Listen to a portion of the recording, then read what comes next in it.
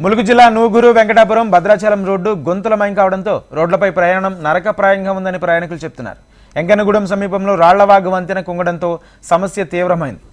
ప్రత్యామ్నాయ రవాణా సదుపాయం కల్పించాల్సిన ఆర్ఎండ్బి అధికారులు నామమాత్రపు చర్యలకే పరిమితం కావడంతో నిత్యం కష్టాల ప్రయాణం చేయాల్సి వస్తుందని ఆవేదన వ్యక్తం చేస్తున్నారు వాహనదారులు. ఏళ్లు గడుస్తున్న రహదారి పనులు పూర్తి కాకపోవడంతో సమస్య తీవ్ర రూపమైందని గ్రామస్తులు ఆరోపిస్తున్నారు.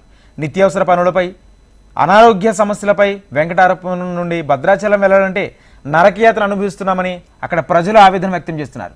ఆలుబాక నుంచి యాకన్నగూడెం వరకు రహదారి పూర్తిగా గుంతలమయంగా మారి తరచూ వచ్చిపోయే వాహనాలు గుంతల్లో ఇరుక్కుపోయి వాహన రాకపోకలు నిలిచిపోతున్నాయన్నారు.